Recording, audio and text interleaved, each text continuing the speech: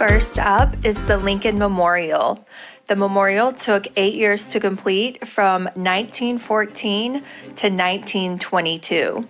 Henry Bacon was the New York architect who designed the Lincoln Memorial, which stands at the west end of the National Mall as a tribute to the 16th President of the United States. Bacon had spent several years studying in Europe and grew very fond of the architecture in ancient Greece, so he decided to model the memorial after the Athenian temple known as the Parthenon.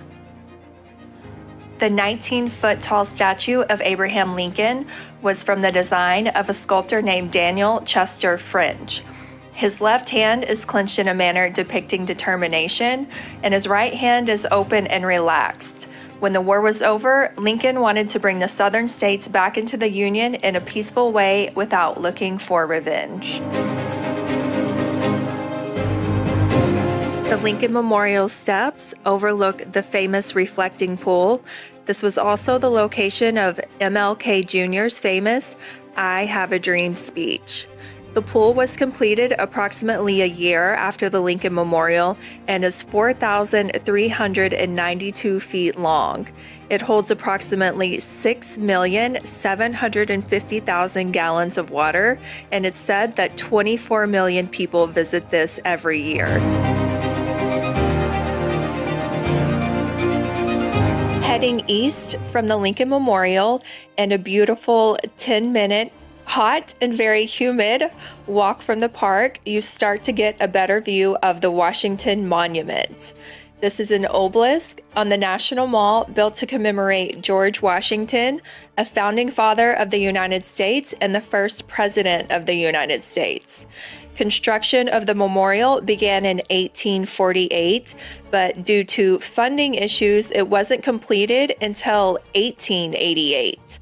A difference in the shading of marble is visible about 150 feet up, and it shows where construction was halted and later resumed from marble with a different source. Last, but certainly not least, we have the World War II Memorial. It's dedicated to Americans who served in the armed forces and as civilians during World War II. It was dedicated by President George W. Bush on May 29, 2004, and consists of 56 granite pillars, each 17 feet tall, arranged in a semicircle around a plaza with two 43-foot arches on opposite sides. Each of the 56 pillars represent the U.S. states and its territories. Then under each of the two memorial arches, 4 eagles carry an oak laurel wreath, symbolizing military and industrial strength.